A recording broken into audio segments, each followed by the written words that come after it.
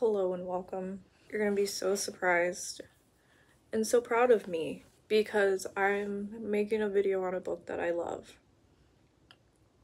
I say this so calmly and solemnly. This book is 5 stars. 5 stars across the board, 5 stars. In the book, Slewfoot by Brom. Now, before any of y'all come at me and are like, I thought you didn't like books by authors with one name. I don't. Okay? I don't. I didn't look at the author when I got this. Okay? My best friend got it. And then she showed it to me. And I found out that it was on Kindle Unlimited. So then I started reading it. And then I got hooked. And then after I finished, I found out it was by a guy with one name. I didn't say they were all bad. I said I didn't like them. Now, do I like Brom?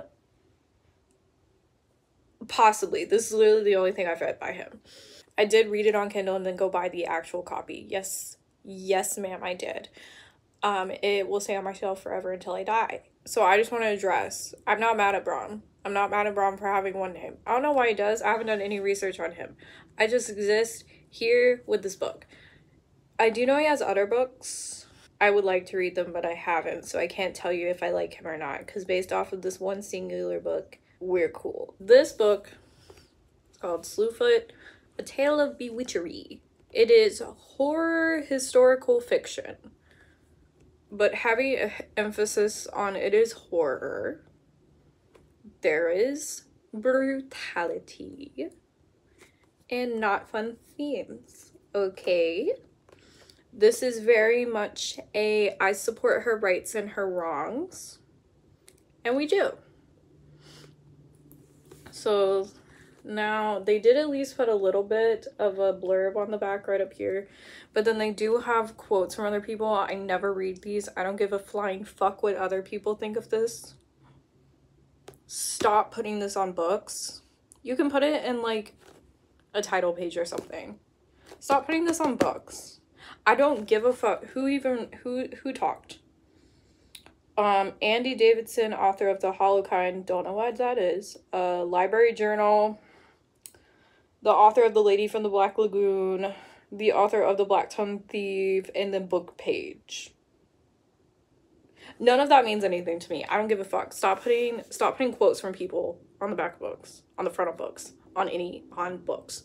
Shut the fuck up. Tell me what it's about. Okay, so it says, set in colonial New England, Slewfoot is a tale of magic and mystery, of triumph and terror, from acclaimed author and artist Brom.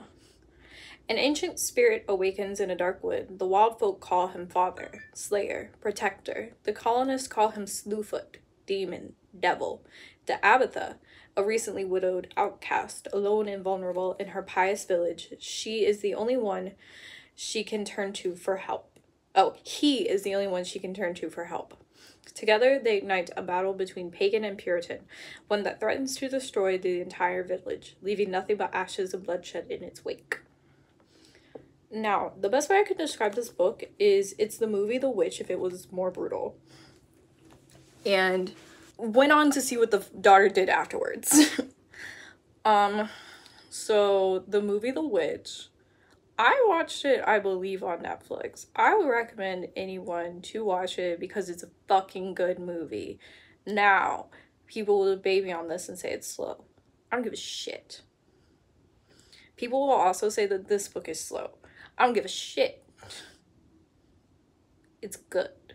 So The Witch is a movie that's set, it's with Anya Taylor-Joy, love her, baby girl. And it's set in like a Puritan town, and the only characters are this family that's way out in the woods and the devil. And it's not very horror. It's not like blood and gore, really. It's very uncomfortable. You see such intimate family moments that you feel like you're peeping through their window.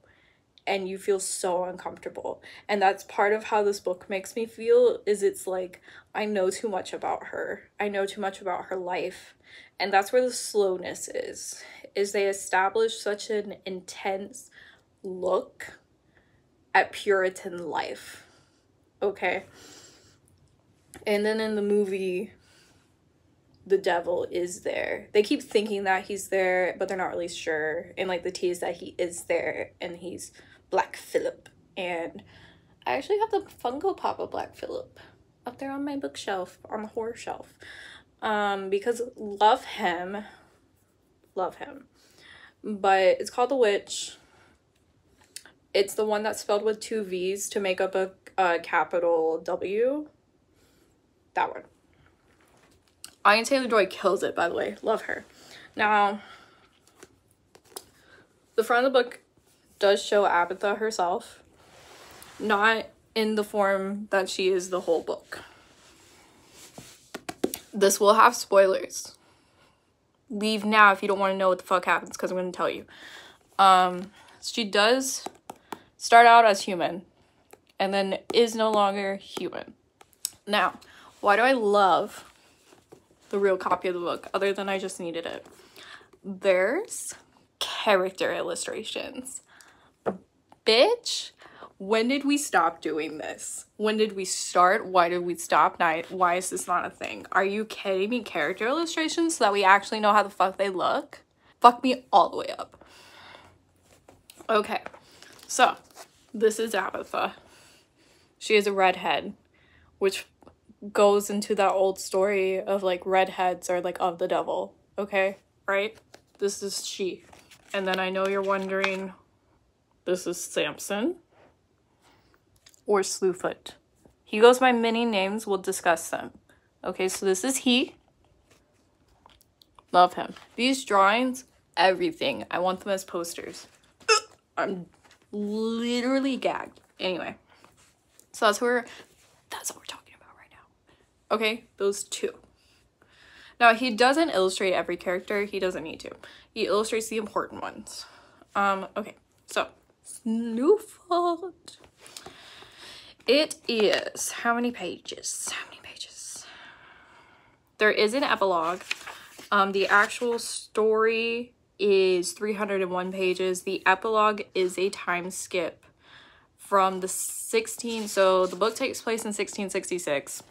666, the mark of the beast, the devil. Anyway, and then it jumps to 1972. Now, is that jarring? Yeah. Is it necessary? No. I'm gonna be real with you. But I do think it gives a cute little look at like what happened, right? But no, I don't think it's entirely necessary. So now this is kind of different than all of my other videos because I don't have a script at all. I usually make a script. I'm usually very organized, but I feel like the process of making a script is what makes me take 15 years to make one video. So free ball in it. So what is this book about? What actually happens, right? Basically, this woman is from England. Her name is Agatha. And she gets sold by her dad to a unmarried man in the Americas.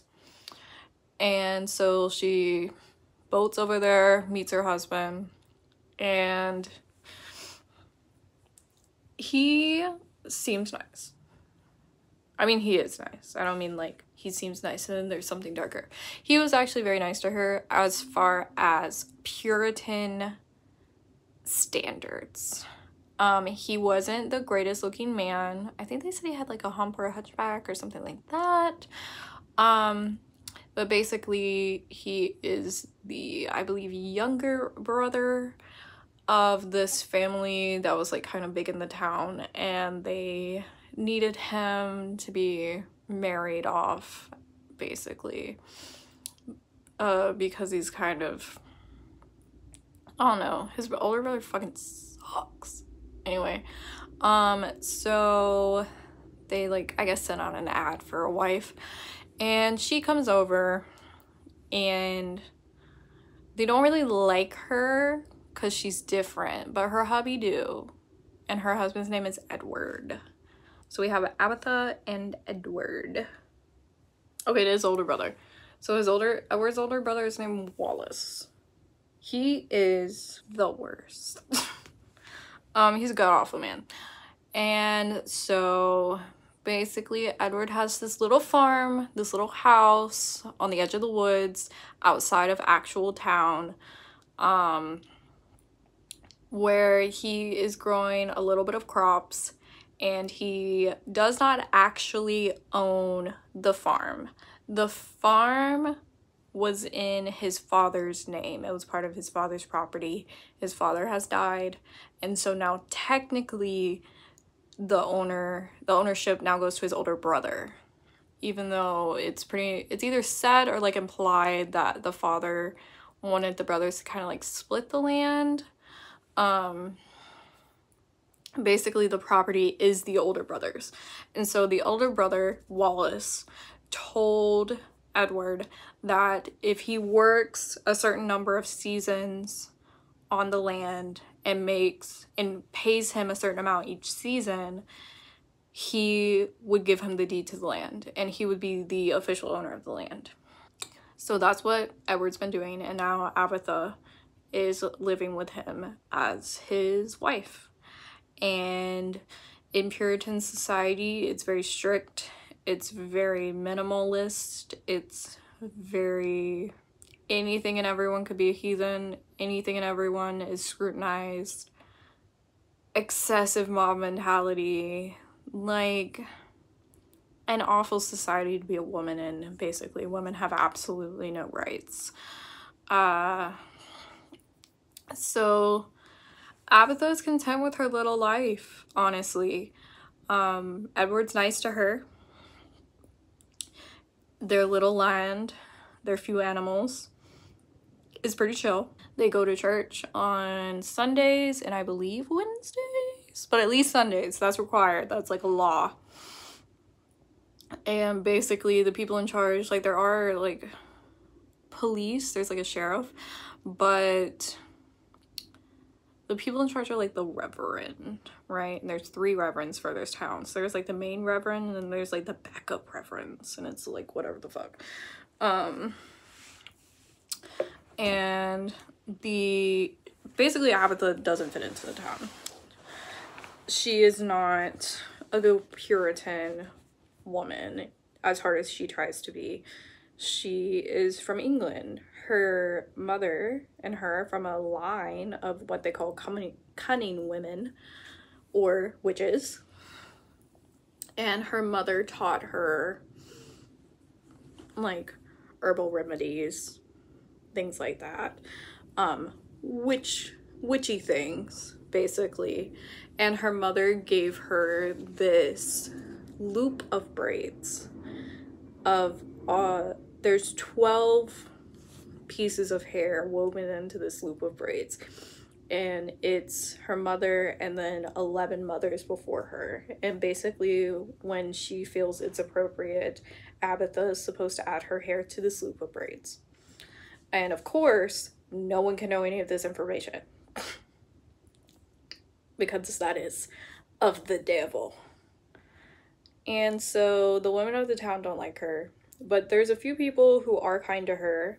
The main reverend, Reverend Carter, and his wife, Sarah, are kind to her. They do allow her to give some of her little remedies out to the girlies of the town. And it's kind of just like a well-kept secret. So all this is kind of backstory of what's going on. The book actually opens with Abatha is out in the back of her house in the woods looking for her goat. So she has, from what I could gather, she has like 2 female goats and then like 1 male goat, I think. But definitely the goat she was following was a male goat named Samson. And she thought she had latched the gate, but I guess not, because somehow Samson had gotten out. Right? So now she's following him because they can't lose the goat. They need the goat to make more goats, more money, yada yada. So they go. Samson leads her into the woods, and she's following him, and she's getting all roughed up and stuff, which is very unladylike. You know, you gotta have your hair covered. No hair is sticking out. All of you is covered. You're very demure, okay? And she's getting very roughed up in the woods, but she doesn't care because the main thing is that she can't lose the goat or her husband will lose money, and they're always already so tight on money because they have to pay her husband's brother so much money to live on the fucking land. So she just goes deeper and deeper into the woods, and basically Samson the goat finds this little cave and walks into the cave and disappears. And she sees him, she follows him around, sees that he goes into a cave, so she follows him. And she hears whispers and shit going on in the cave. And she sees that there's like a backside, like there's a cave and then kind of like a side chute room. So she goes into the side chute room and almost falls into a hole. Almost. She's able to save herself and climb out, but then she realizes that Samson has obviously fallen into the hole. They can't, and like she can't get him out. So then of course she's upset and she leaves and goes back to her house. She, tells her husband what happened and how she feels so terrible, and that, but this cave scared the fuck out of her because she swears she heard things, and that there's something dark down there, and that she needs her husband to go to the cave to go get the goat.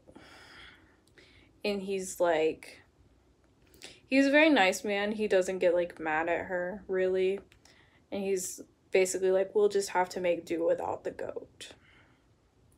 And so that kind of shows like a good bit of their, like, not necessarily connection. Like, I think she's fond of him. I don't think she's in love with him. But he is kind to her.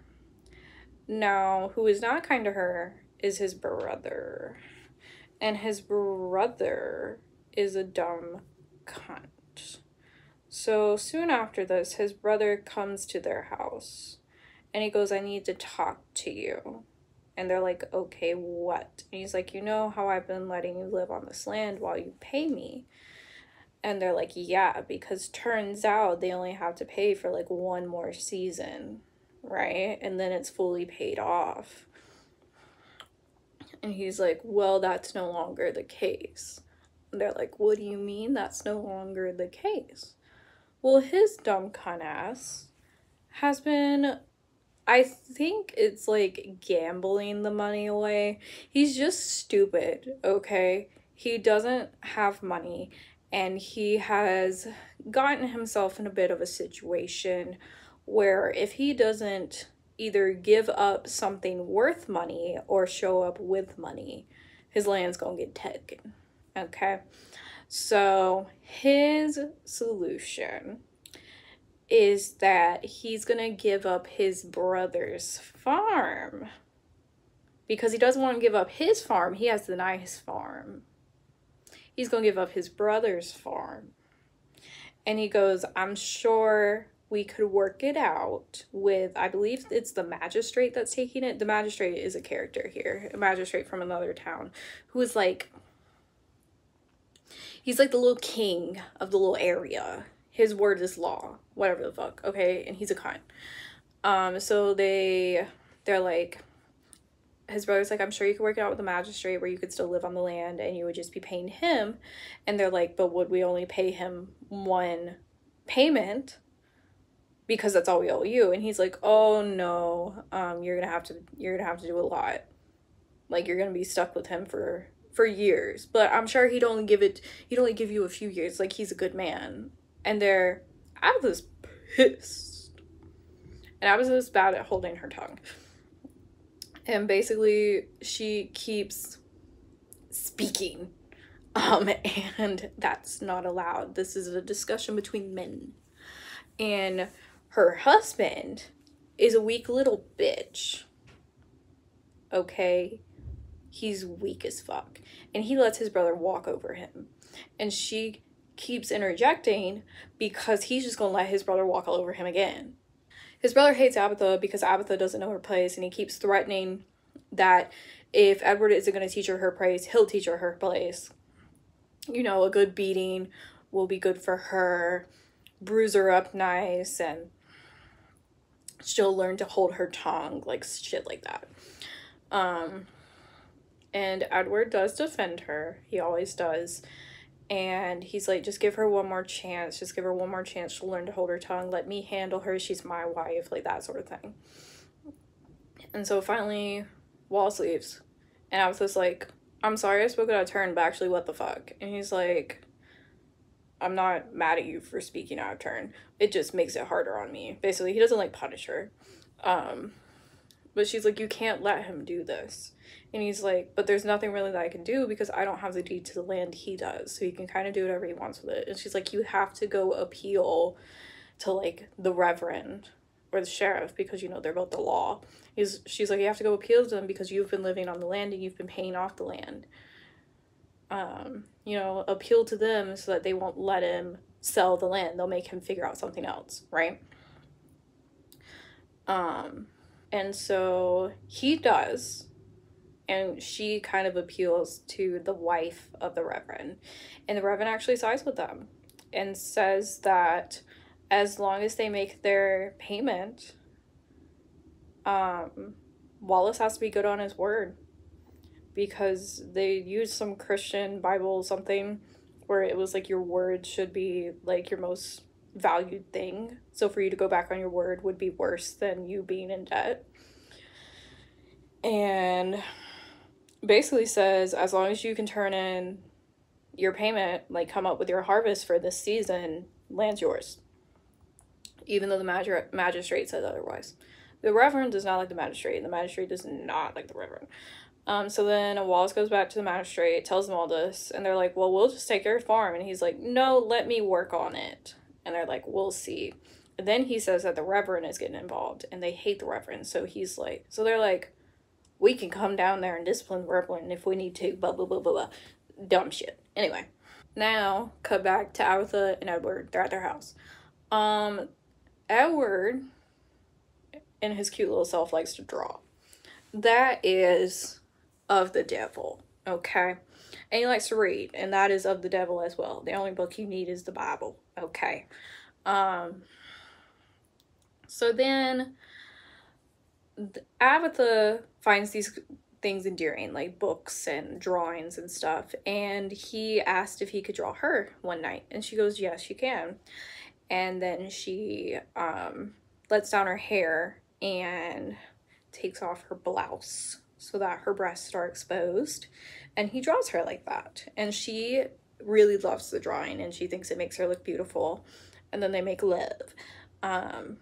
They don't show any, it's not smut. It's very much not smut. They're just like, and then they went to bed, or, you know, whatever the fuck, right? Fade to black.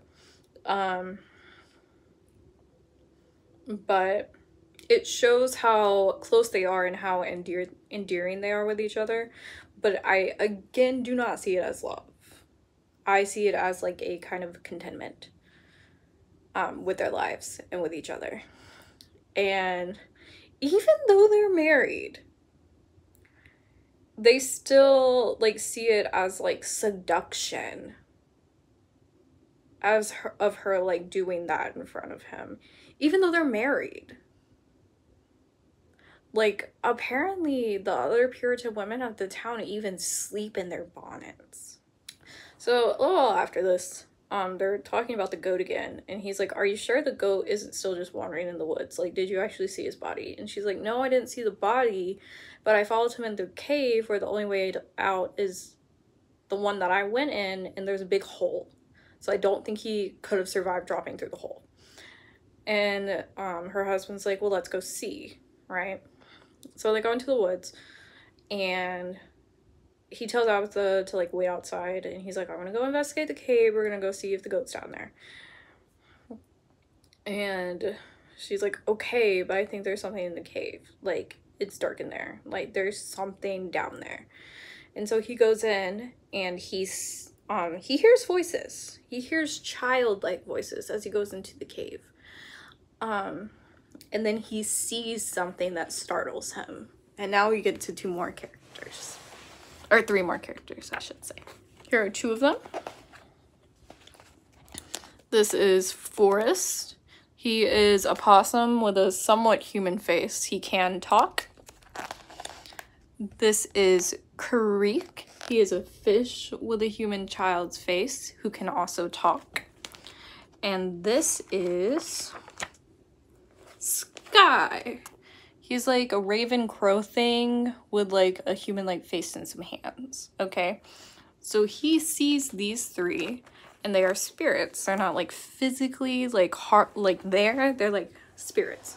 Like they always discuss Creek as swimming through the air, okay? They're talking to him, and they startle him and get him to fall down this hole, okay? Well, guess what they've been doing this whole time? Okay, guess what's been down there? They've been calling to Father. They have been calling to Slewfoot, okay? But they call him Father. These 3 spirit beings, okay? Have done some magic and have brought Father back from supposedly the dead. And they brought him the goat. They let out Samson and led Samson to the pit, and then gave Samson as an offering to Father, because basically they're giving him blood to give him a body again, right? So now he has a goat blood in him. Well, it wasn't enough blood. It's not enough for him to like fully wake up. They need another sacrifice. They just had Edward fall down. So now they give him a man. They give him human blood. And what does he become? A goat man. Right? Okay? Okay. Now, let's think of the implications of this. Let's think of the implications of this. It means that he could have looked like any animal hybrid, because it seems like he just turned into what they gave him. Right? So let's just think about that. Because, you know, in your mind, you're like, is this the devil? Like, is it him? Or is it someone else? Because they keep calling him Father.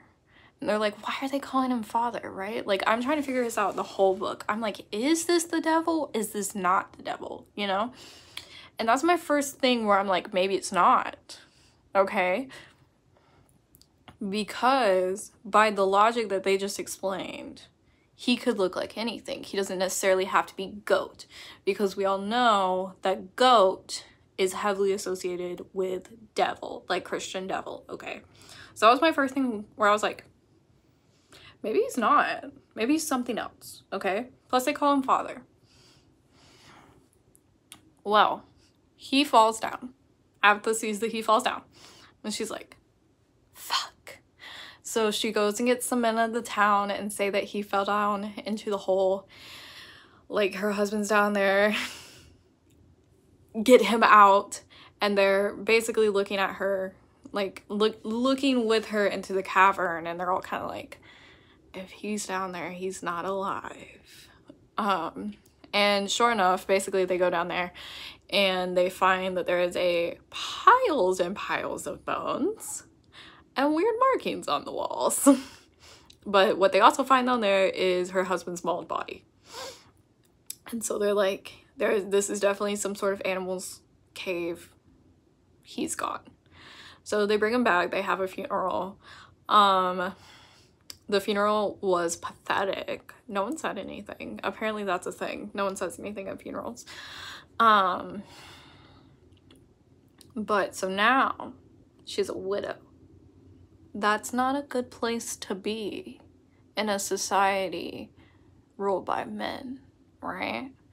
So she's talking with the reverend, and apparently her husband's brother has ever so kindly offered to take her in as an indentured servant and make her part of the family.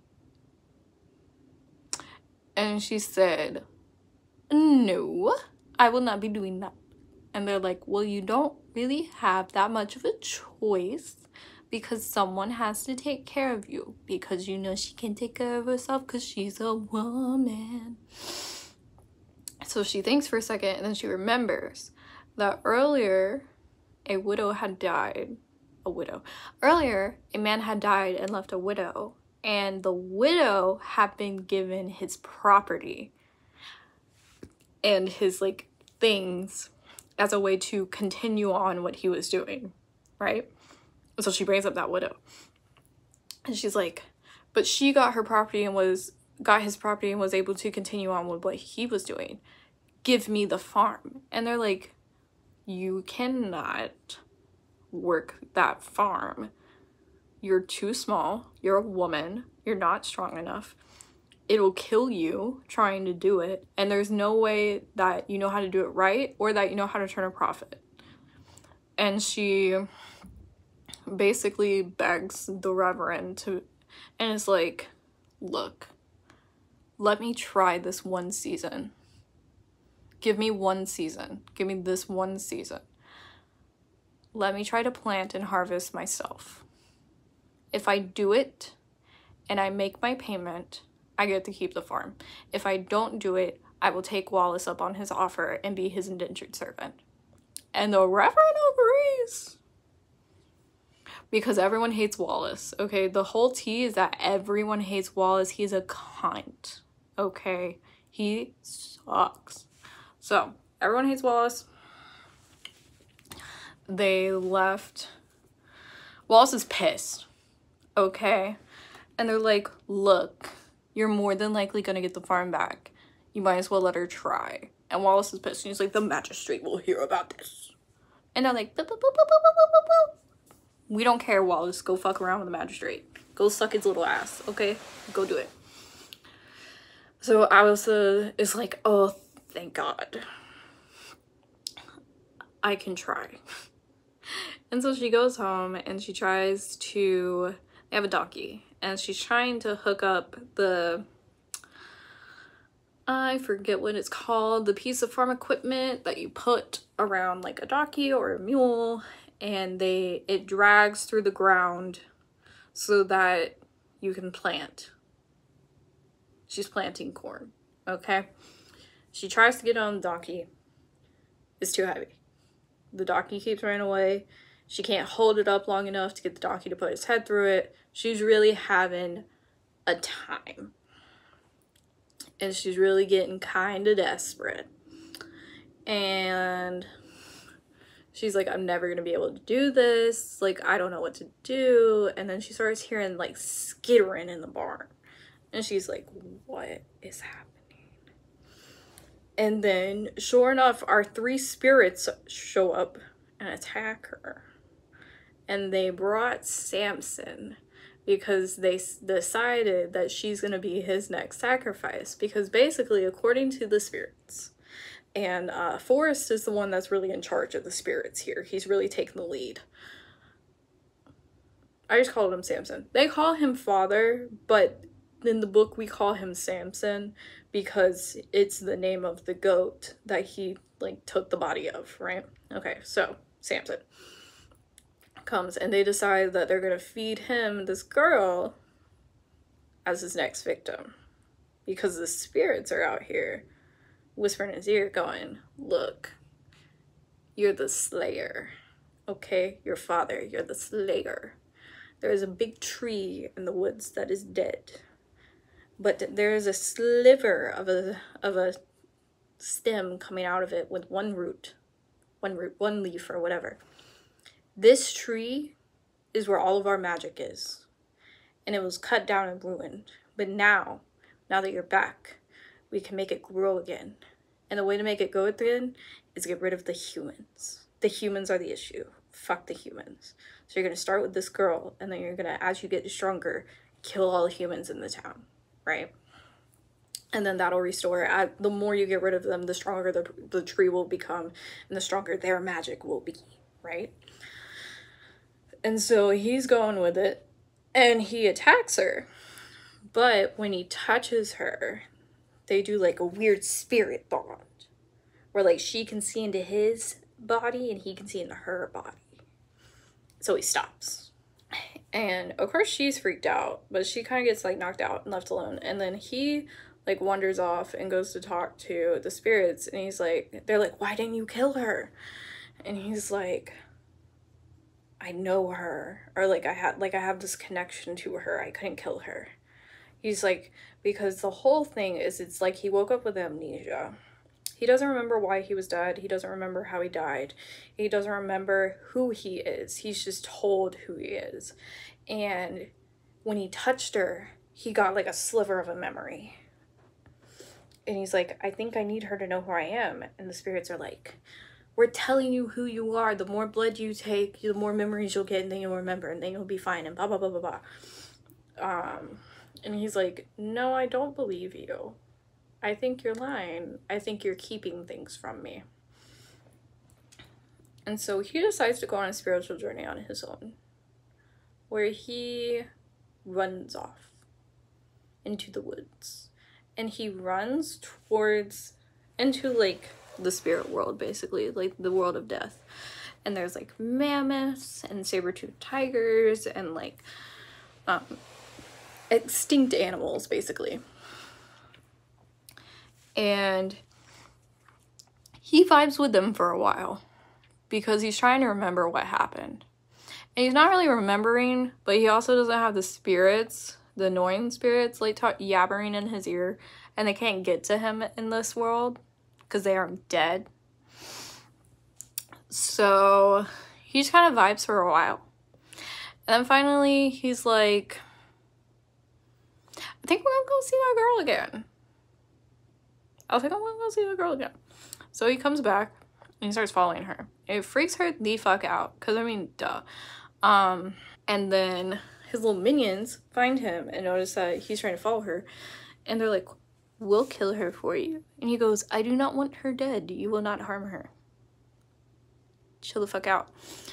And she's like, what do you want with me? And it's like, we have some sort of connection. I think you can help me. And she's like, I don't know. Because also, he's been gone for like some time. It's been like a couple months, okay? And what has she been trying to do? She's been trying to get her life together. Now, they did hurt her when he attacked her in the barn. She did kind of heal, but it also gave her an idea, right? Okay? So she made like a little, is it a levee system? It's like she threw some rope over the thing that the mule goes into, the donkey. Threw it over like a board in the barn, and then used that as like leverage to like lift it up, so that then the donkey can walk into it, and then she can like let it go, and now it's like sitting correctly on the donkey. So she was able to like plow the field, and she was able to put the seeds in. It wasn't done well. It specifically says that the field is like all, it's not straight, but she was able to do it. And the people of the town have been talking, and they're like very surprised that she was able to get the seeds in the ground. And the Reverend, in his liking her, has also allowed her to skip Sunday church, which is forbidden. So I don't like that he's doing that. But he has allowed her to skip Sunday church to work on her farm. So that's what she does every day. She like tends to the farm. Well, there's one thing she can't account for: the weather. And guess what it's not doing? It's not raining this summer. It's just not. It's not going well. It's not raining. So what she's been doing is, they have a well, and she's been carrying buckets of water from the well to the corn, stalk by stalk, to try to salvage it. She's lost a lot of weight. She's very sick. She's very weak. She's not doing well at all. Like, trying to maintain this farm is literally killing her. And so Wallace is watching this, and he's like, maybe I don't have anything to worry about, because it looks like she's gonna be dead next week, you know? Had to stop lighting's a little different because it's dark outside now, so I have to have an overhead on too. Anyway, while I stopped, I made a fun discovery that the Kindle app has this fun little feature called popular highlights.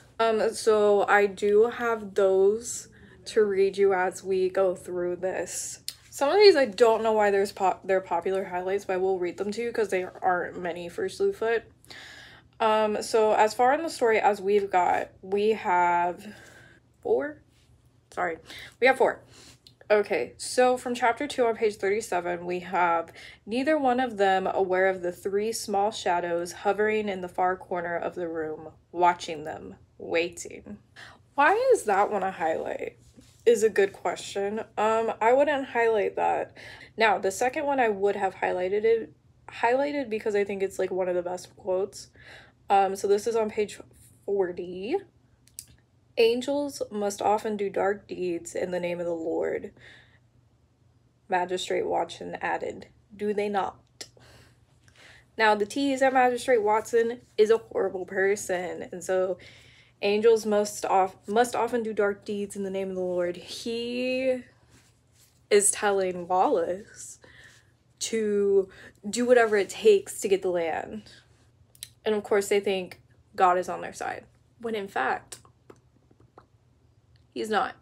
God doesn't show up. If you're wondering, just like jumping ahead a little bit, their God never answers. Not once. Are we surprised? Anyway, this one's funny. When the girlies were making fun of Abatha in chapter 4 on page 88, she said, mind your own houses, Abatha cried. You are all naught but a gaggle of clucking cunts. Clucking cunts? That should be on a pillow. Okay, now there's one from chapter 5 that I do think gets into where we're at right now. And this one is from Samson. Father, if you will, at this point in time. Basically, when Abatha is dying from working on her farm that is not doing well because it's not raining, Father comes to her again. And at some point during all of this, he's basically asking her, what do you want? Like, what is your dream? What do you need? And he says, that is not what you want. That is what you need. You are not made out of needs. You are made out of your dreams and desires. What is it you wish and dream of? Because he's been having some blood.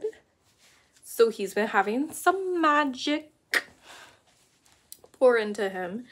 And his magic is very much connected to Mother Earth. And he can sense her and Abatha can sense her. And he can't really tell much about her. But throughout the book, Abatha sees her as a snake. Which would, I assume, be a biblical reference to the snake in the garden that tempts Eve. But I like the metaphor of Mother Earth as a snake. I haven't read or seen that before. And I do like it. Because it's the whole thing of like, she's giving you knowledge. Is she really the bad one? You know. So, he asked her desires, right? Her desire is for the corn to grow. And so, he's like, I'll help you. Like, I can do it, but I need you to help me. Because Abatha can touch the magic. She can see the magic, right? Remember when he touched her the first time? He could, like, see things, and so could she. So now he's starting to realize, if I stick with her, and we keep using my magic, I'm going to remember more. And I'm going to know why the fuck I'm dead. Right?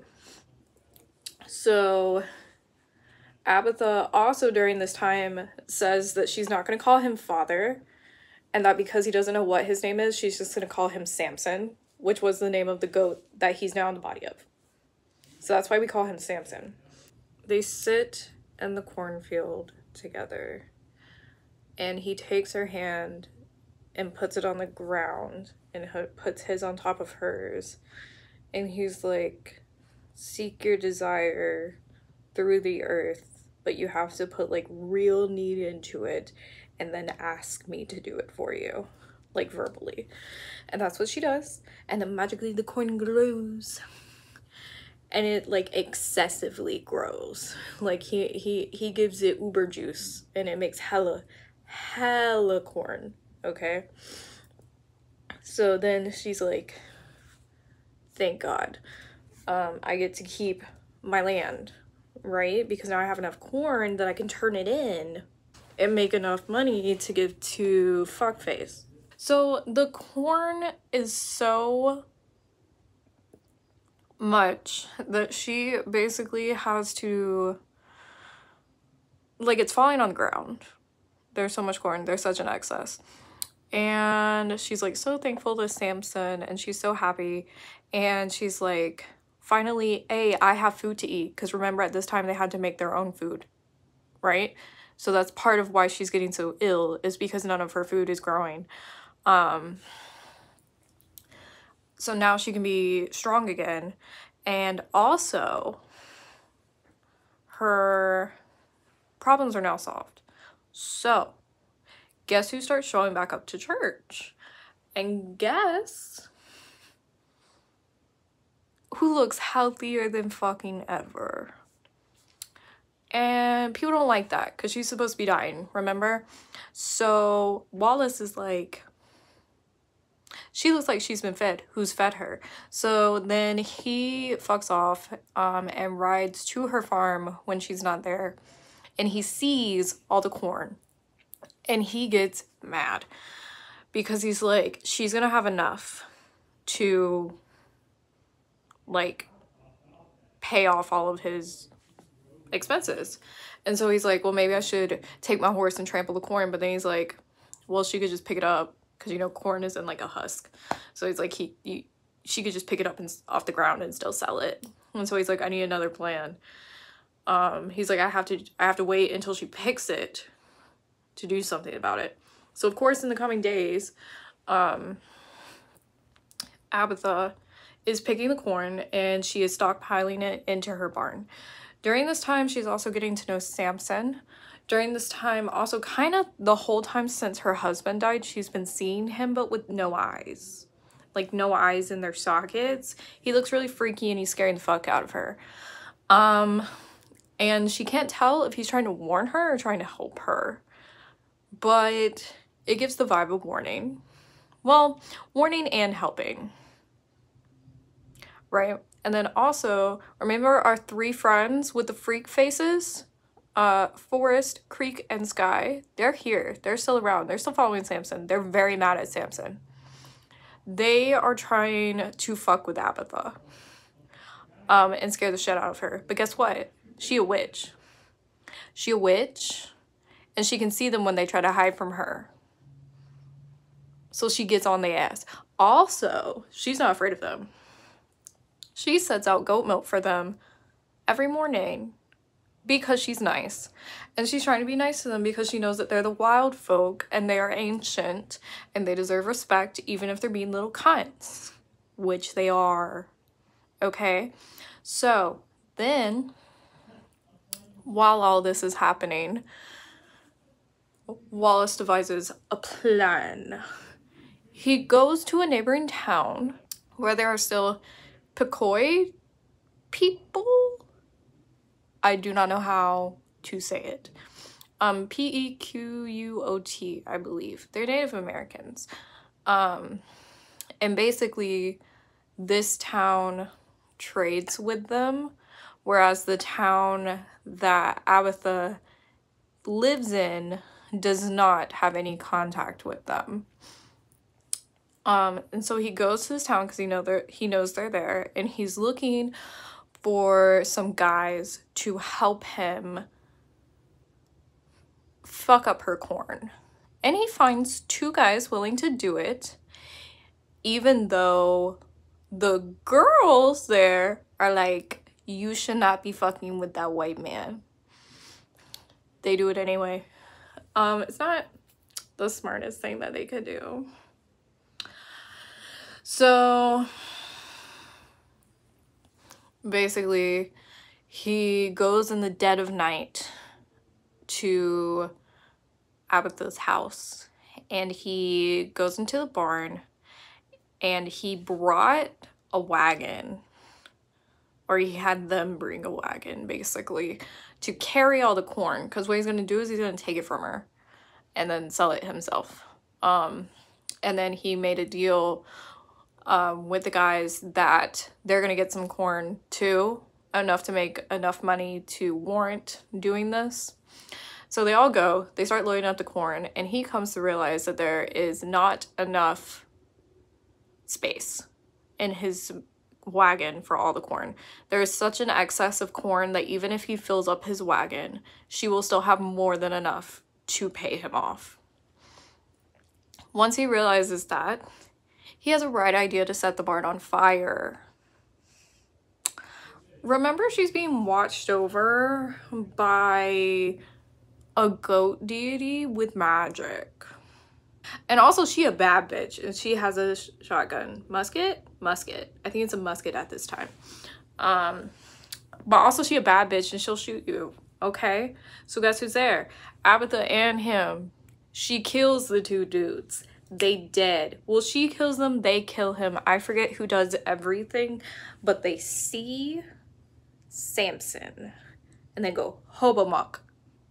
I don't know if I'm saying that right either. It's Hobomok. We're gonna go with Hobomok. They say Hobomok. They recognize him, okay? And he's like, what that mean, right? Because he's like, that got a little something in his brain tingling. He's like, what the fuck does that mean? But they're dead, so he can't really ask them because he had to off them. Now, Abatha shot Wallace. She got a shot, but she hit him in the fucking leg. So many problems could have been solved. So many problems could have been solved, but he only got hit in the fucking leg. And then he skedaddled, basically. And her barn almost entirely burned. And she was freaking out, and she's like, first of all, I can't do anything because I can't go to people with this problem because they're not gonna believe me. Like, Wallace will be there because he lived. She could try to turn in Wallace, but she doesn't think she has enough to, like, indict him. And so she's just very pressed, very upset. And then Samson is having a midlife crisis. Samson's having a crisis where he's like, what does that mean? Because now when he thinks of Hobomok, he's getting these visions, and he keeps having these visions, and some of them are good and some of them are bad. He has some visions of different peoples worshiping him, dancing around him, like breathing in his magic, celebrating him. And then he has other visions of him like covered in blood, slaying the shit out of people and things on fire. And he's like, which one is me? Which one is real? Are half of these fake? Like, what's going on, right? But now he's like, the Native Americans know something. Maybe I should go see them. But then Abatha's over here. That's his baby girl. And she's upset. And she's like, what am I gonna do now? They burned all my corn. All the corn's gone. That was her one crop. And she's like, what can I do? And so then, and like Samson's with her, and he's like, I want to help you, but I need specifics to be able to like work magic like we did. Like, I need you to come up with a specific thing to do, because, oh, one of the first things she asked him to do is she said she needed rain for the corn. And he said weather was out of his, like, reach. Basically, there's certain things that he can't affect. One of them is weather, apparently. So he's like, I need some sort of specific, like, tell me how I can help you. And so she thinks about it, and then she remembers. Not only does she have goats, she also does have chickens, by the way, and a cat that looks like it's on death's door because it's very disabled and it's like missing an eye and has a fucked up tail and shit. He comes in later. I forgot to add him. But she also has bees. Specifically, her husband added beehives to the farm when he was alive for beekeeping for honey. And so she thought about it, and she thought about how when she went to sell the corn, honey was going for like double or triple the normal price. And she was like, if I could get the bees to make like a shit ton more honey, I could sell that instead, because it doesn't matter how I get him his money. The main thing is that I pay it to him, right? So Samson's like, I need an object to give me that broom. Okay, which is broom. So he's like, I need an object, give me that broom. So she hands him the broom, and I'm getting my timeline of events confused because I know you're asking. On the cover, she's writing it, right? The cover happens. She is writing it. Like, she does write it. And I'm trying to remember whether she gets honey and then rides it, or rides it and then gets honey.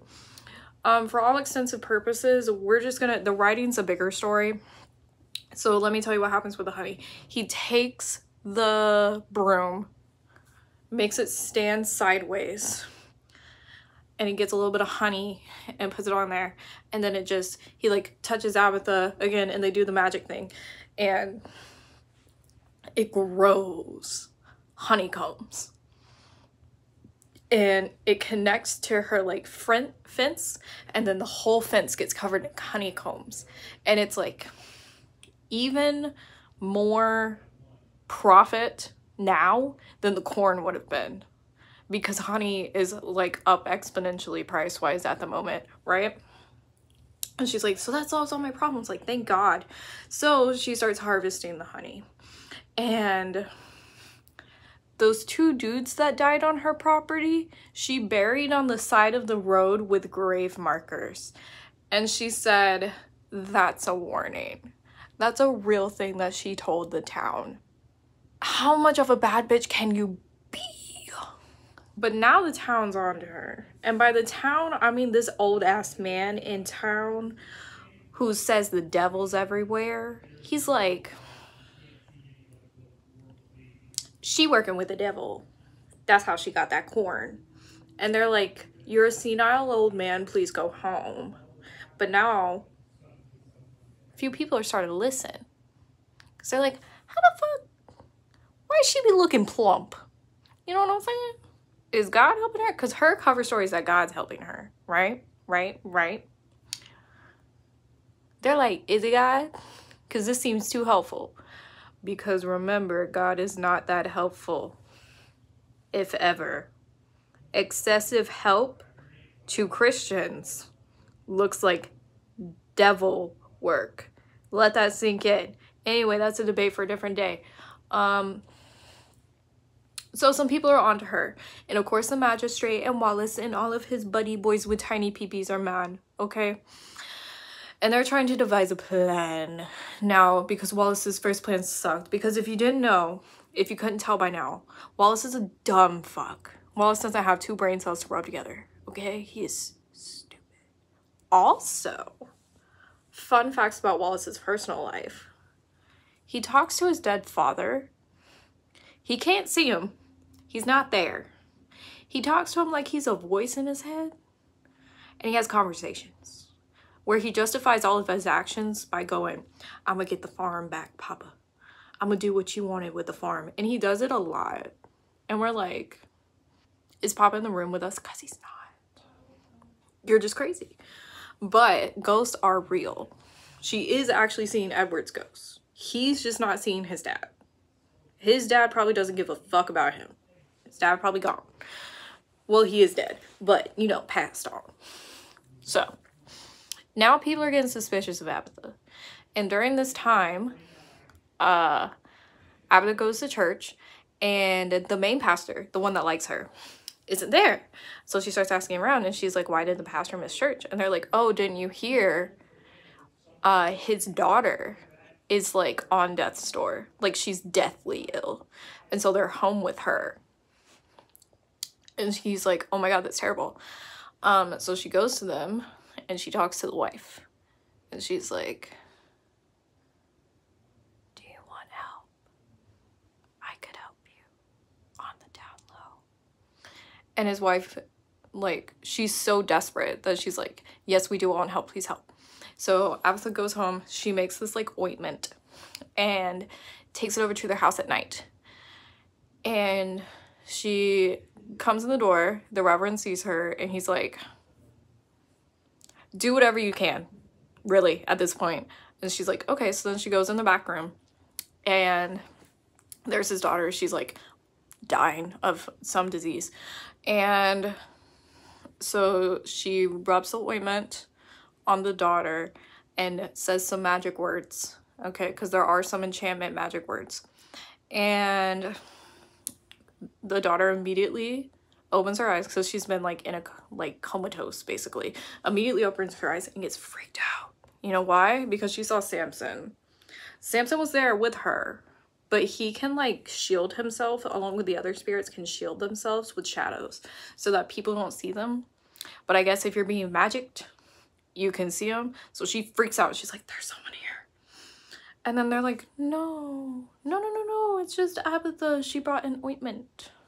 Just an ointment. It's fine.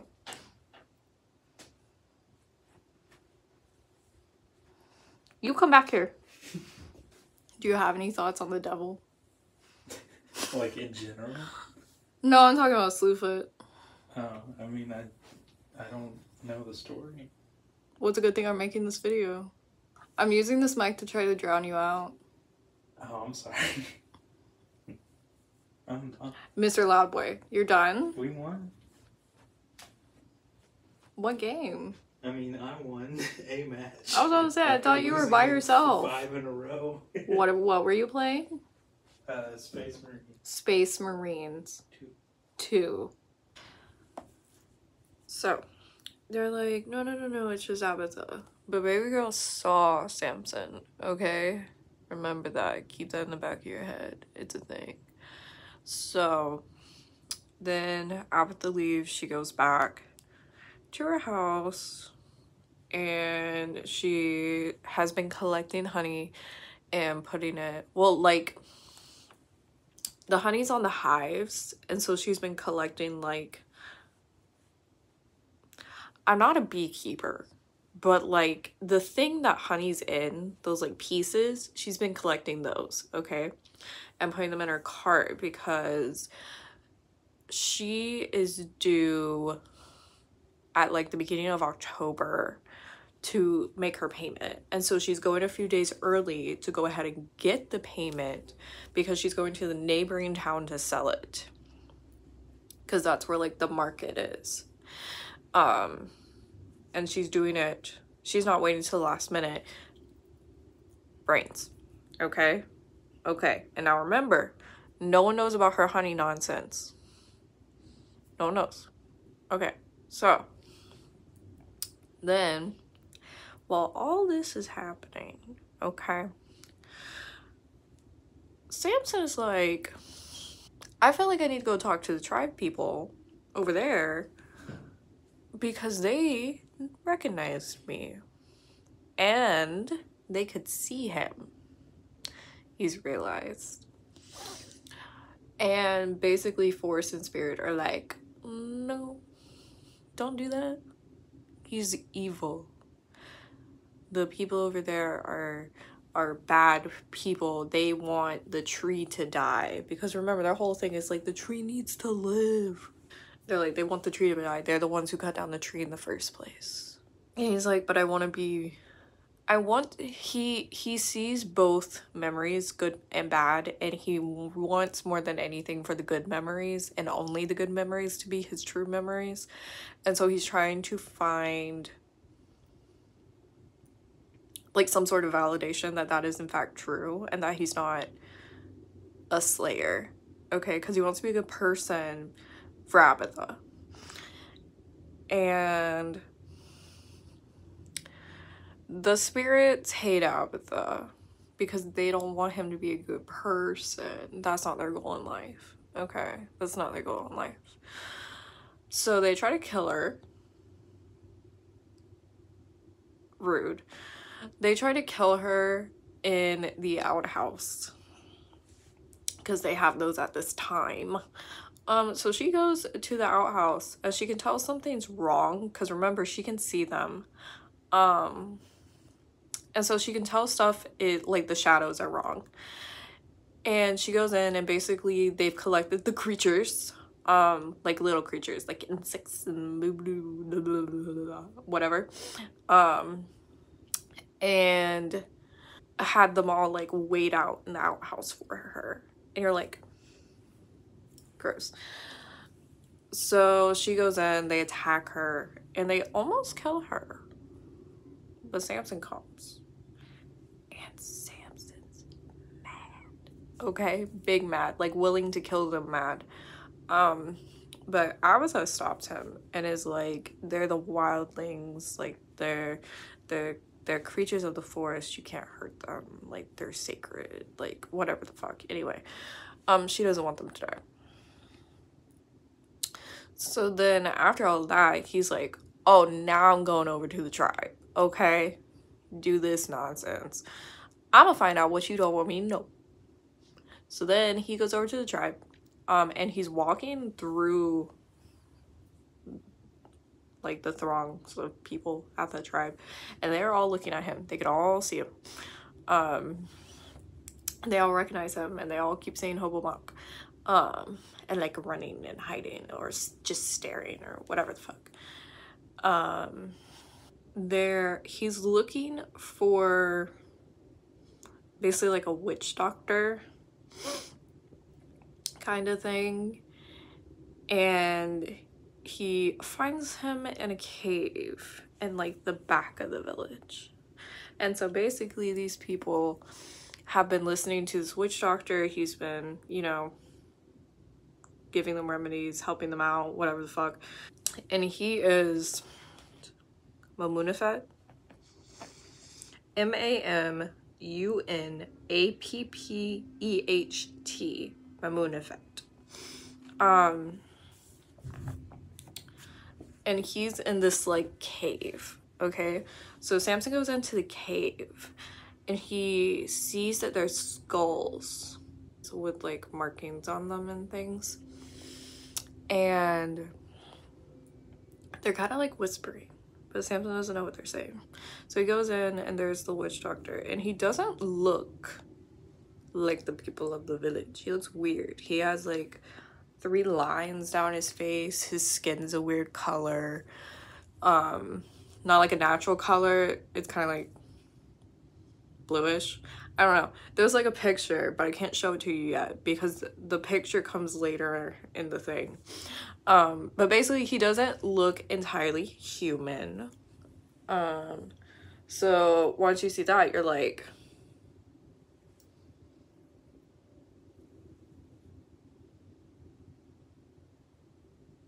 are you like Samson? Are you like creatures of nature, you know? So Samson goes in, and the tea is that Samson finds that this is Mamunafet. And who had the spirits been whispering about because they wanted more than anything for Samson to never meet him? Mamunafet. Now, when the spirits have been talking about him, I never thought he was a person. I thought he was more like the actual devil, or like some sort of forest god, like some higher up being, okay? But it really leaned heavily into like implying that he's something very evil, like the actual devil or something. And so when he's in this cave, he sees him and he's like, he doesn't look terrible and evil. And basically he's like, I know what you've come for. You come for answers. You can find them in your skull. And he literally has Samson's skull. Now, why does he have that? Samson didn't question it. Should he have? We found out yes. He's like, the answers are in your skull. You need to go into your skull like the rest of the skulls around here, and you will find answers and you will find peace. And they're talking about like how Samson doesn't want to be this horrible thing, and he keeps having horrible memories, and then he keeps describing it as, anytime I try to remember what happened to me, the spiders come. And he says it's like there's spiders on the corners of his mind, and they're trying to get him whenever he tries to like remember the truth. And so here's some more popular highlights from this little area. Life is nothing but riddles. We spend our whole lives puzzling them out. Sadly, as soon as we find the answer, the riddle changes, does it not? That was by Mamunafet on page 201. And then he also says on page 204, do these names sound familiar? Now, I'm gonna do my best. I don't know how to say any of these. Well, I know how to say like the last one, maybe.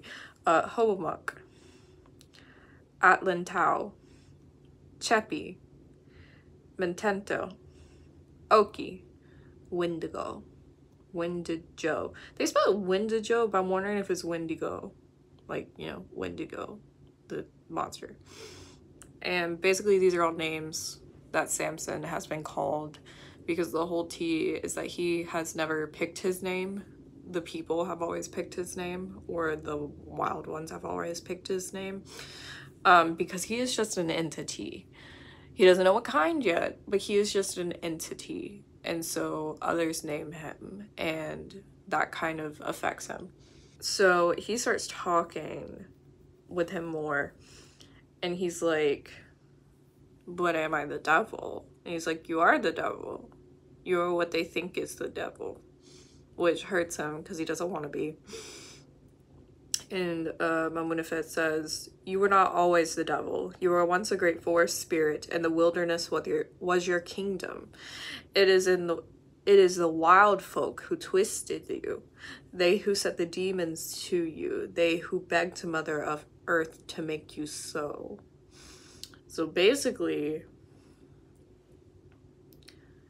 Mamunafet is like, look, you were a great earth spirit, and then the wild things gave you blood.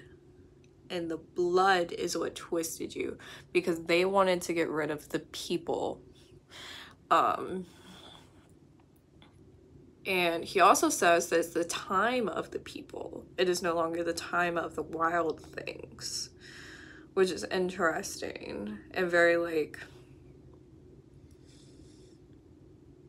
eyes in the sky sort of thing, where it's like the wild things had their time with the earth, now the people have their time with the earth, and you can't stop it. It's going to happen whether you want it to or not. And like the wild things are trying to stop something inevitable, right? So he's like, they fed you blood, you should have never been fed blood, and that's what turned you into a slayer, and that's why you have conflicting like memories and emotions. And he's like, but I can save you from your need for blood if you let me put you back to sleep, which is like basically kill him again. And he's like,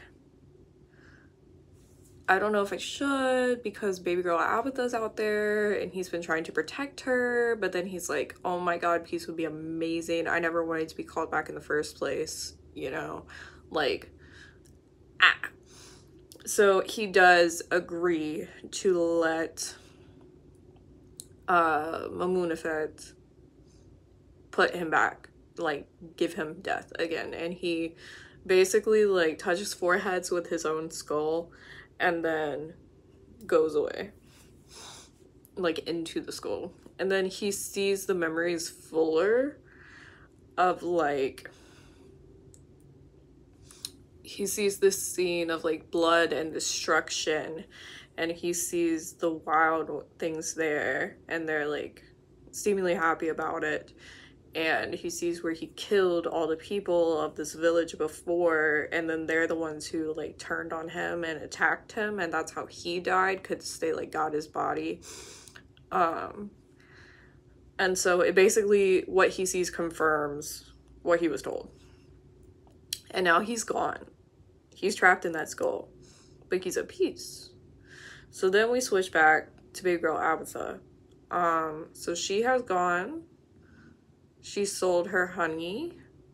She has oodles of money. Also, interestingly, during this time, I don't know if this is historically accurate, but it does seem like it is. They did not have like money, like coins. Their money was beads, like special polished beads is what they would trade, was like the currency. And so when you paid someone, you had like a bag of little beads, and each bead was like $1, I guess, or something like that. So she had gone, sold all her honey, made more money than she needed to by like a landslide, came back and was just chilling, vibing, dow, you know? So at some point in this, Wallace comes back and he's very pressed. Okay, he's upset. And they do go to collect the money from her. And basically they go to evict her from the land, because remember, no one knew about her money, her honey, okay? No one knew about it. They thought that her corn burned, and so she was just fucked. And so they go to evict her from the land. And she's like, they bring the reverend and everything. And she's like, well, isn't the agreement that if I pay you, I get the land? And he's like, you had to pay me by today. And she goes, yeah, I know. Here. Hands in the bag. And she's like, you'll find there's more than enough in there. I paid you extra. And he's like, but how did you get this money? And so she shows him the beehives. And she's like, God has blessed me, remember. Because it can't be the work of anyone other than God. And she's like, God has blessed me. And my bees have been working extra hard. And I found in the village that honey is selling for like 2 or 3 times the price. So that is how I got so much money, because honey is so expensive right now. And they can't argue about it. They can't argue with her. The Reverend's like, you've been paid. And then Wallace is like, but what about my debts? And he's like, well, those are your problems, not hers no more. This her land now. Okay, so then they leave her. And like they go back home. And they're plotting now. They're plotting big time, because Wallace is like, that's devil work. Because remember, God is never that helpful. God cannot be that helpful. If anything is that helpful, it's devil work. Okay? So they're like, 100% she worked with the devil. That's how she got this. That's how she got the corn. That's how she got the honey. That's how she looks so healthy. She out here with the devil. She done signed his name. Signed her name in his book. You know what I'm saying? And so they're like, we're gonna go prove it. We're gonna go see her do magic. So Wallace, his son, and the old senile man who says the devil's everywhere go to her place secretly, and they watch her. They're like, we're gonna catch her doing it, okay? And they do catch her doing it. She is weaving a little crown of like, it looks like a flower crown from a distance, right? And she's making it for Samson, because she's woven him flower crowns before, because she gives him offerings like every time she sees him. And they watch her and they're like, that's definitely witchcraft. Ain't nobody make flower crowns. Love this place. So then they come in closer, come to get her. and she calls the bees on them because she, as Samson and her have been like doing magic, she's been getting her own magic. She can tap into Mother Earth. And she's like, calls the bees on them. The bees like severely attack only Wallace, which was the problem, which was part of her downfall, is she didn't have them attack all three, but only Wallace. So the boys run for the hills, but before they do, they did beat her up a little bit, and they did steal her flower crown. Now, when they leave with the crown, they realize that it's not flowers. Well, there are flowers, but it's not just flowers. There's also bones, and that kind of does hurt in, because they're like, this isn't even just a flower crown, this is the work of the devil. Oh, also, I never told you about her riding the broom. So she told Samson at one point she wants to like fly, not as a like direct desire, but she thought it would be cool. And he's like, you can, you just have to like make it make sense to the magic. And he bewitches her broom, and it literally flies, and they go flying through the night on a witch's broom, and she is naked. Now, they never fuck in the book. I really was waiting for this to turn into a little bit of smut. It's not at all. They never fuck, they never kiss, they never like really touch each other, other than like when they're like magic or whatever. But she does fly naked with him on a broom through the night. So that's fun. The stuff's happening to her, right? They're going after her. They're like, they bring this as the crown as evidence, and they're like, devil, okay? And then they see Wallace, and he was like, I was standing there with two other men beside me, and the bees only attacked me. She's controlling the bees. And so now they're like, we gotta get her. They actually have evidence, okay? So they go to get her, and the sheriff comes. The sheriff is like a decent person. And he shows up with some more people, and they brought like a wagon to put her in. And he's like, you gotta go on trial for the crown that you made. You gotta come with us, because you gotta sit in the village until your trial. And she's like, I will not be doing that. And he's like, you have to come with me. This is the easiest like way. He's like, I promise you it'll be a fair trial. And she goes, no, it won't. I will die. You will kill me for witchcraft. And he's like, it kind of looks like witchcraft. And she's like, it's the blessings of the Lord. And they're like, they don't believe it, right? Because the Lord doesn't bless. Remember? So she has her musket, and she does shoot the sheriff. She tries to kill him again, and she gets his leg. Baby girl needs to learn how to shoot. But she shoots it, but with muskets, it takes 15 years to reload them. So the guys got her while that was happening, while she was trying to reload, and they put her in jail, right? And so this whole time, she's like, where the fuck is Samson? Samson's trapped in a deer skull having an existential crisis, okay? So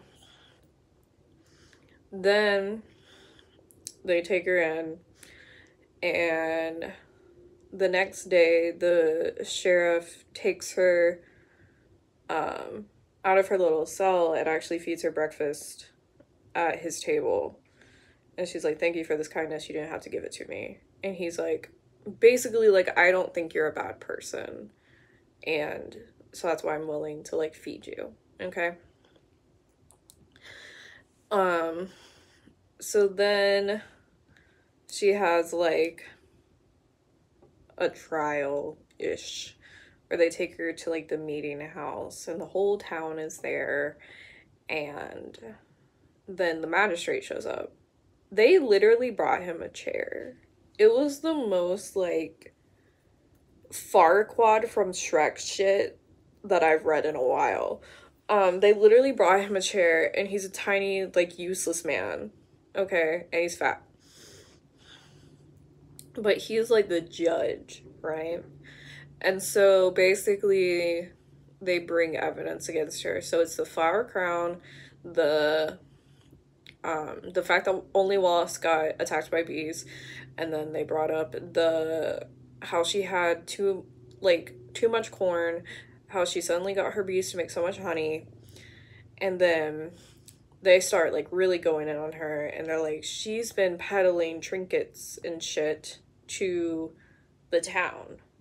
And then every single girl who she has given some sort of trinket to comes up and confesses that they were bewitched by her, and now the trinkets burn their skin. It is the Crucible, okay? It is the Crucible playing out in real time.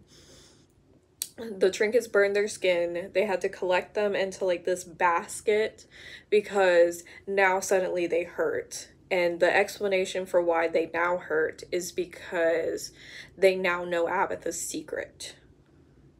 So that changed them from helpful to harmful.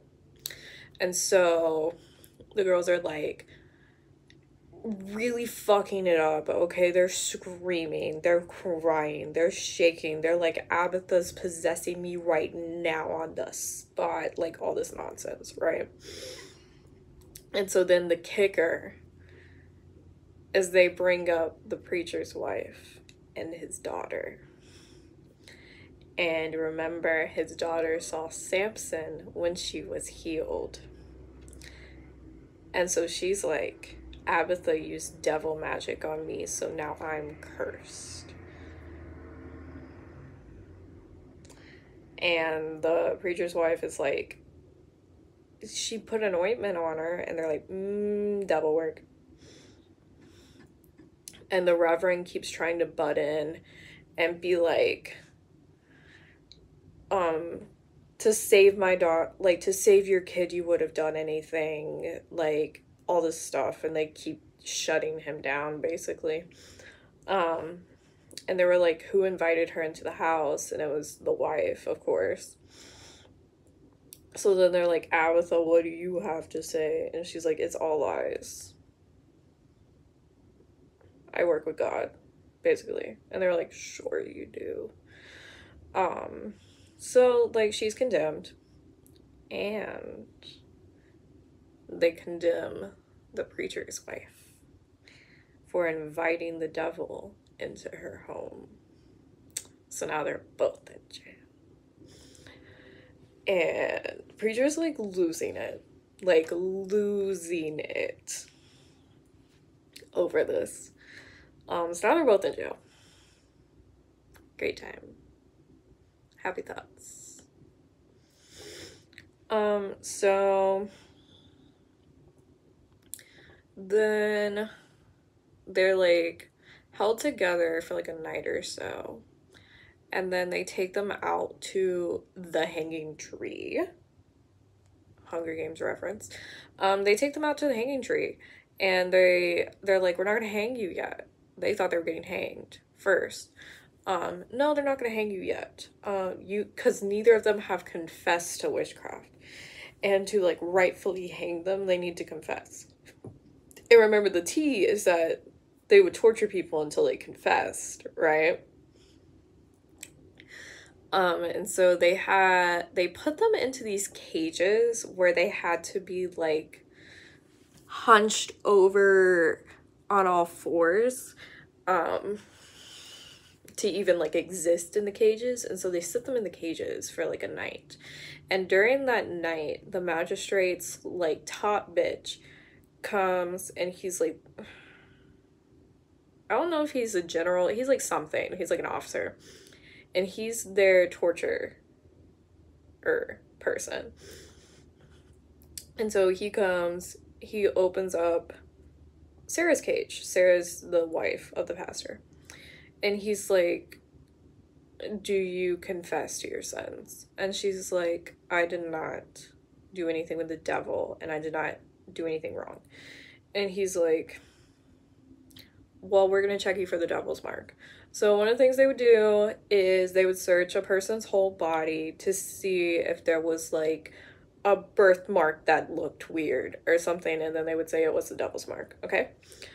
And remember, she's like in a field by a tree, by a building.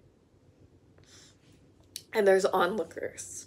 And he goes, search you for the devil's mark, we have to take your clothes off. And she's like, no. And they're like, yes. So they get her down to her blouse, and she's like trying to cover her boobs with her arms. And they're like, we have to search all of you. And so they make her expose herself. And basically what they do is any weird marks they cut open because they're trying to see if anything like devil comes out, right? So she has a few marks. She has a few like moles and discolorations and stuff, and they cut them all open. So now she's like bleeding. And that was just the top half. They're like, we need to do the rest. So they strip her naked and cut open any little whatever. And now the whole town sees her naked. And then they're like, do you confess now? And she's like, no. And they're like, that's fine, we'll come back tomorrow. And so they give her her clothes and put her back in the cage. And she's like, when she goes back in that cage, she's pretty much lost her mind. Like actually lost her mind. It scarred her that bad. Like she is not here anymore. So then they pull out Abatha out of her cage. Like the next day or something like that. They pull Abatha out. And oh, the cat. So they did take her cat while she was in prison.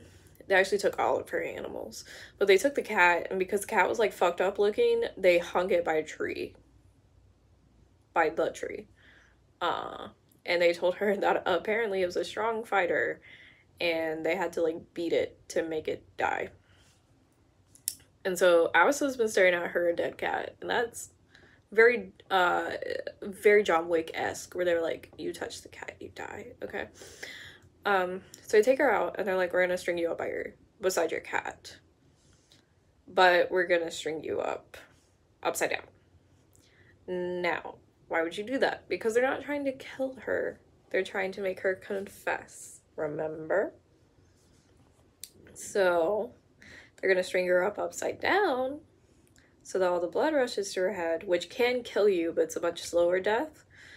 And they're like, we'll leave you like that for a while, have you tied up. Like, not like free hanging, like tied up and then hanging by your feet.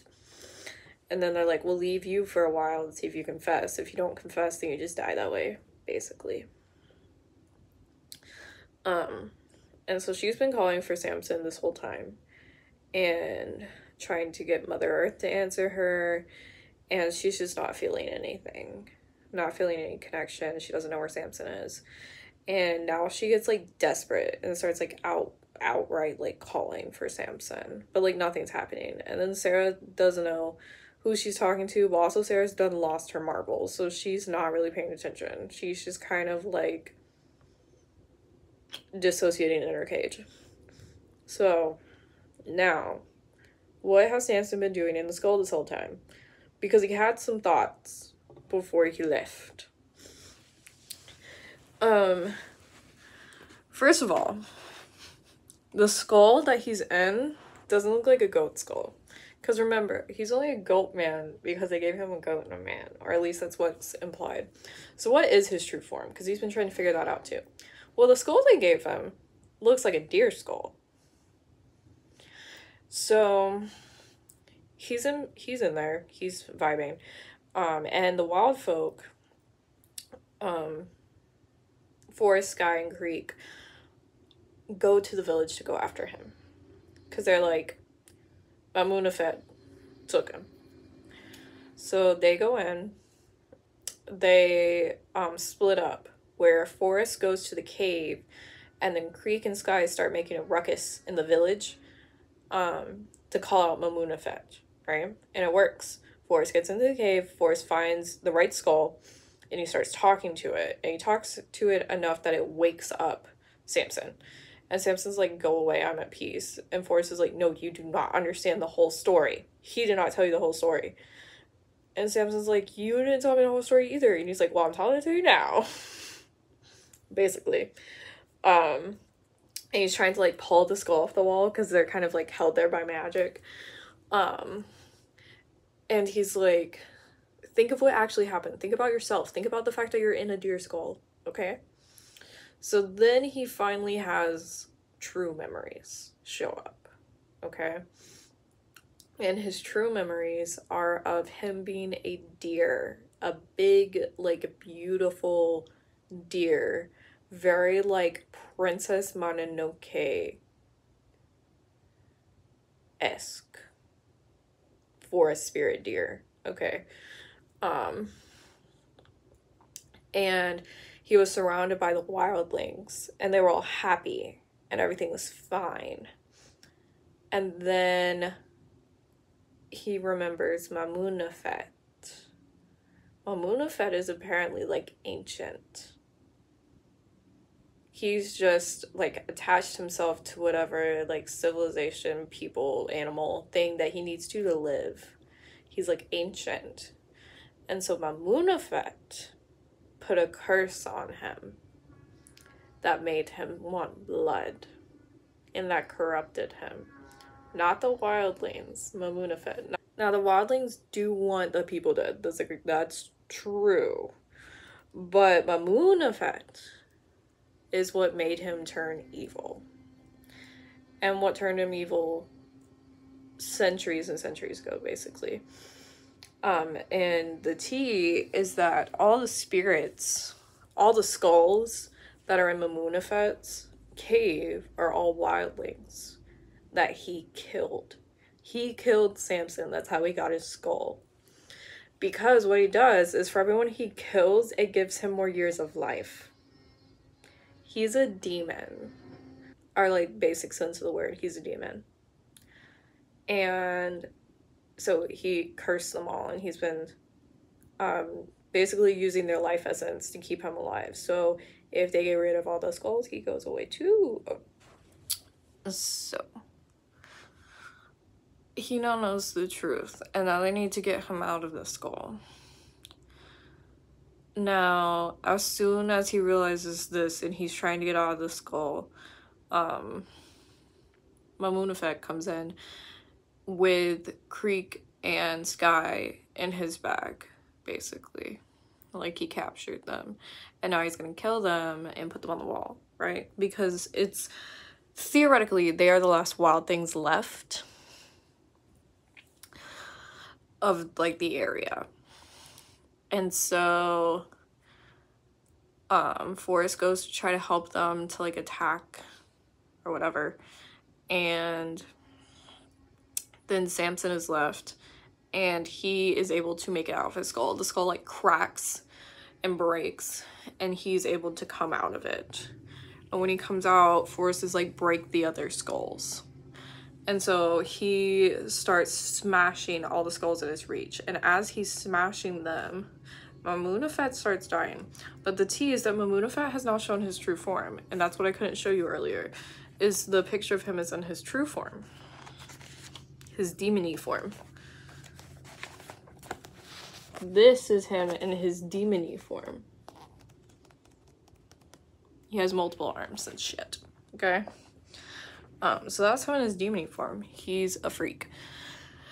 And as Samson is able to smash the skulls, he starts looking older and weaker. And he starts falling apart. And so him and Forrest and Creek are able to get all the skulls out. Now, unfortunately, Sky does die. That one is sad. I wasn't really mad at Sky. I was only ever mad at Forrest because he's a cunt. And if Forrest would have died, he would have deserved it. I'm gonna be so real with you. So justice for Sky for dying and stuff, Forrest. But anyway. They break all the skulls. They release all the spirits of the wildlings. Now, they don't really manifest. At least not in the book. Theoretically, they should have their bodies. But I don't know. But they release all of it. Mamunafet, like, turns to dust, basically. So he's gone. And then now Samson, but now he goes by, now he goes by Hobomuk. because he's like accepted what he is.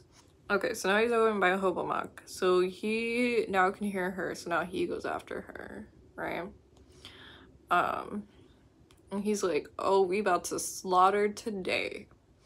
Because they're like, the townspeople trapped Abatha and they're killing her. Like, she's on death's door.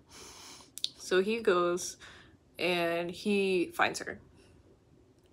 And he cuts her down and like unties her, and he sees that she's like barely making it, and he helps heal her.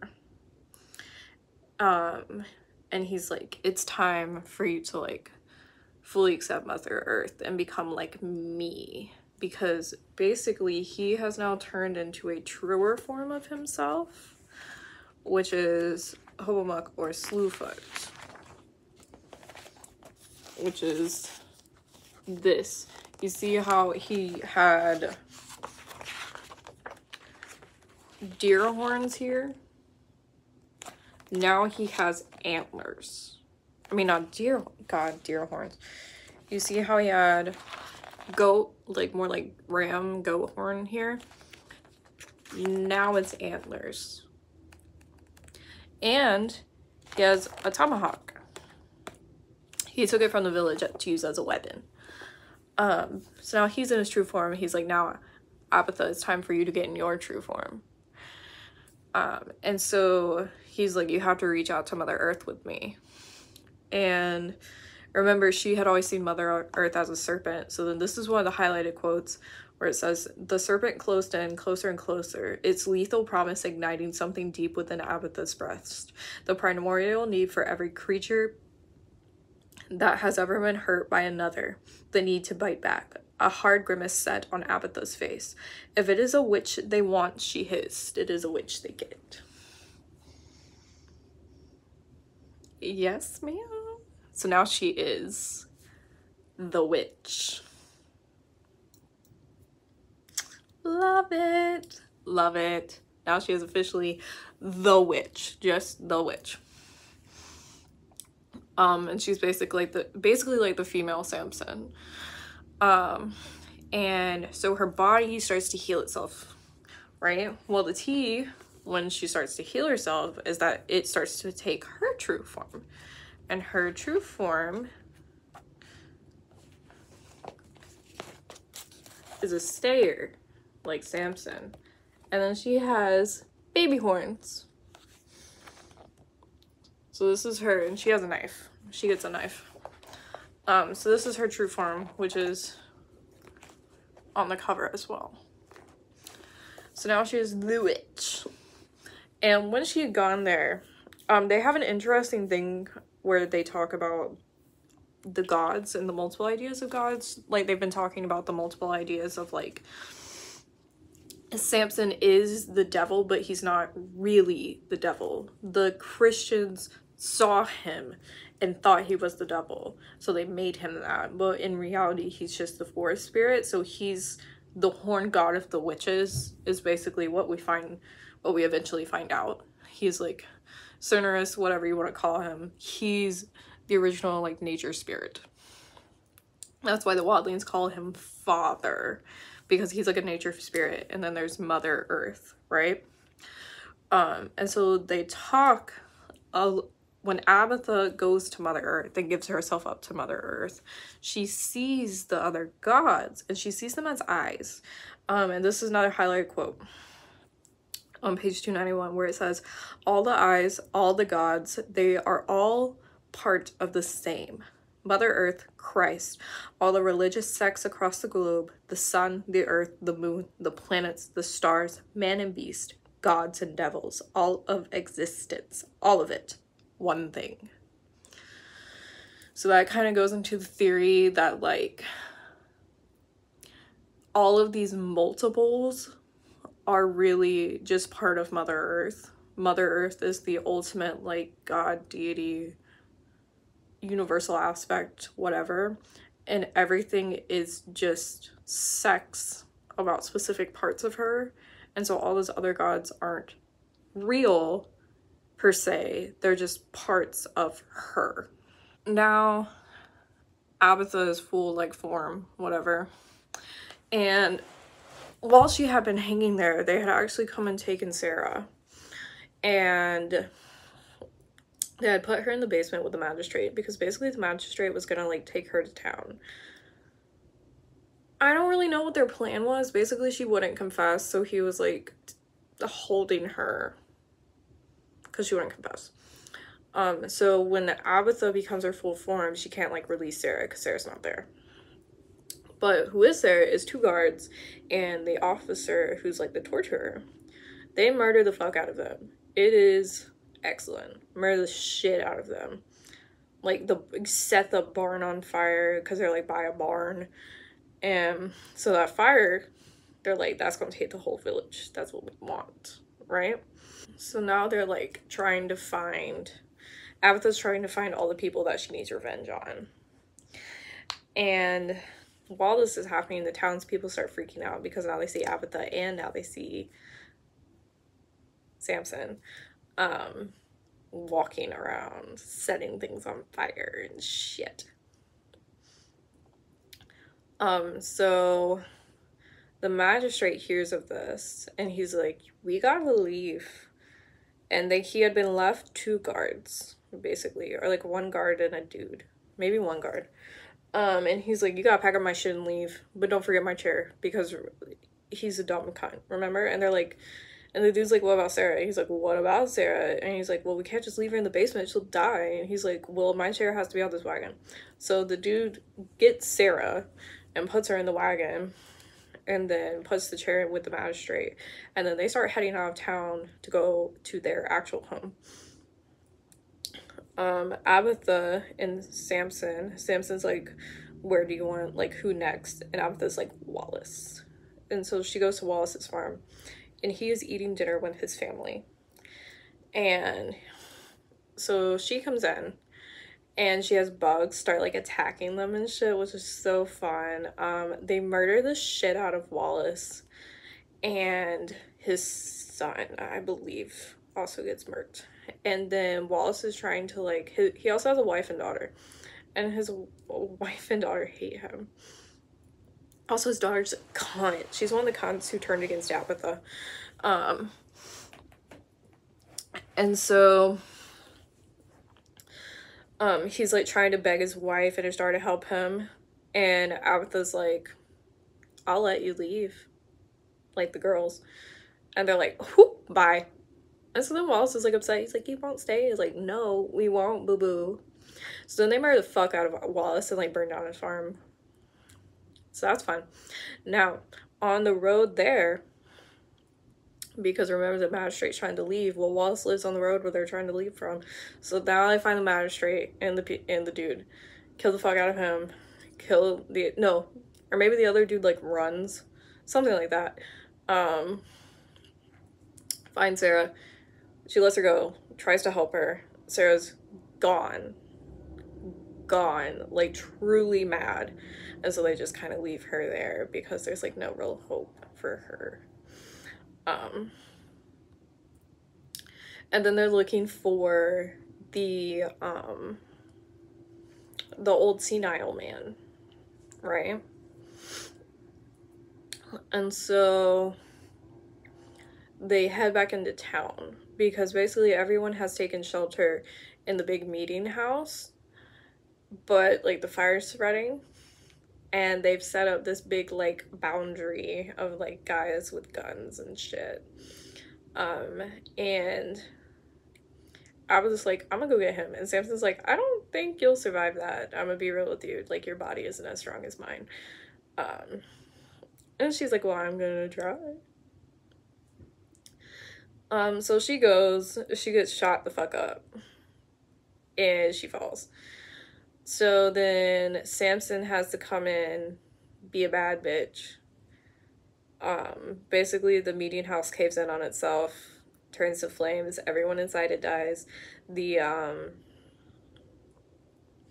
reverend is there, but he's outside the meeting house, and Abatha is kind to him, and she's like, if you stay out here, you won't get hurt.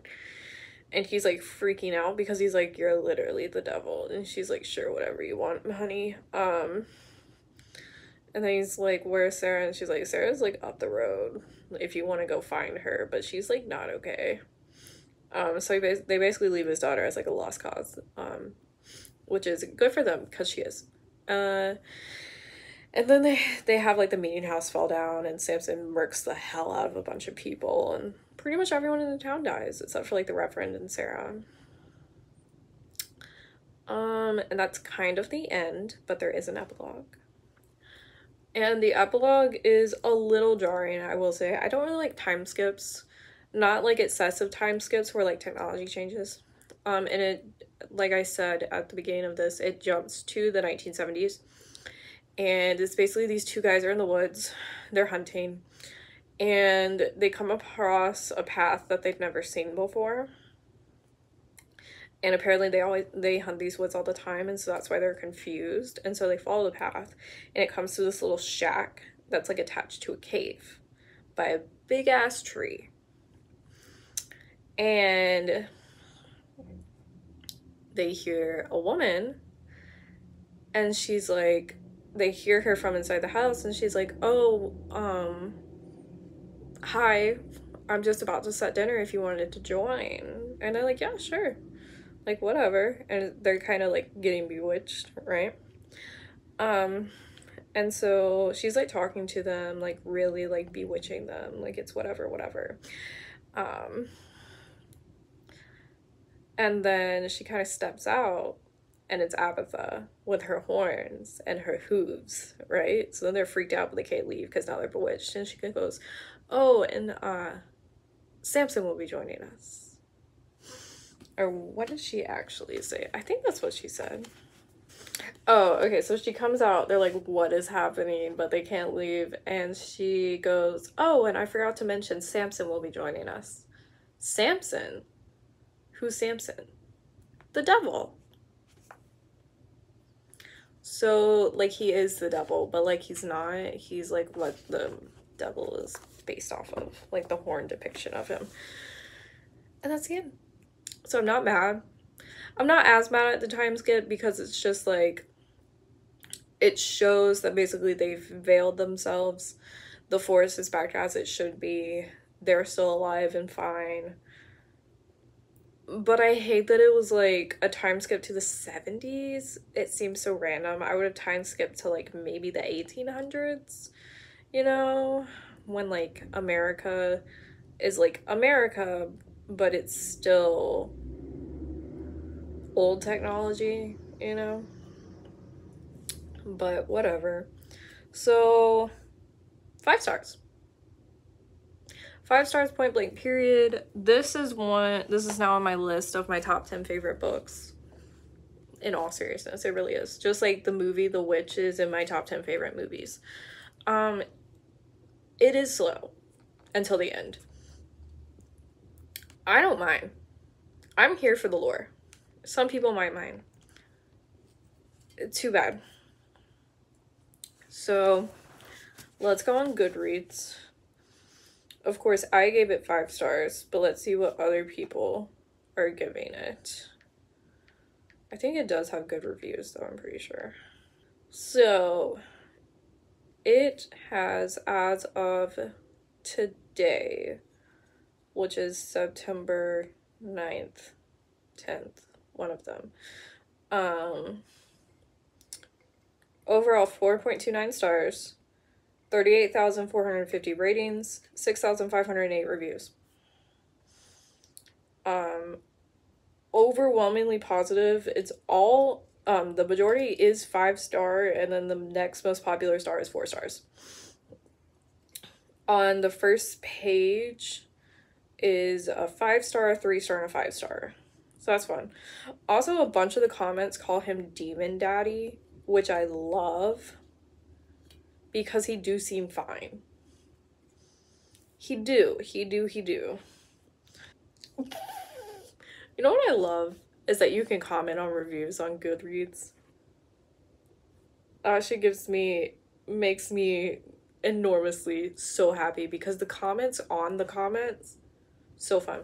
Okay, so this is the first 1-star review that I found, and it's just by Brianna. So let's just talk about this review, because I want to see what, since I love this book so much, I want to see what people are criticizing, right? Okay, so this review says, "Oh my god, this was just so bad. I'm never reading female protagonist stories by male authors ever again. The 'I'm not like other girls because I'm just so stubborn and strong-willed, this town just doesn't get me' trope is so tired," all caps, and dismisses the complexity of the New England witch trials to an ignorant fantasy. I don't think it does. I think it showed very brutally the New England witch trials. Because remember, it wasn't just Abatha on trial by herself. They also put in Sarah. Sarah did nothing wrong. Sarah was roped in. Sarah was truly an innocent, which is like the whole problem with like the witch trials, is that they were hanging innocent women who were not witches and were not of the devil, and it was because of mob mentality and people fucking up shit in the courtroom and dumbass little girls trying to have attention. Like, I think it's a fantasy book, so they have the actual like witch, but then you have a real person beside her, and I think it shows the brutality of it.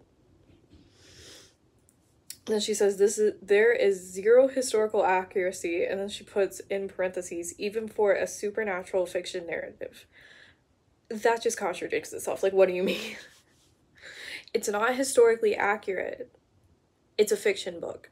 Like, but it's a fiction book. Like, correct.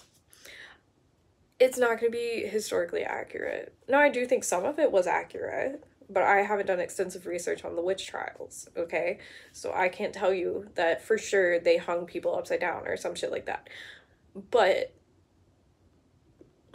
baby girl, the literal devil is here.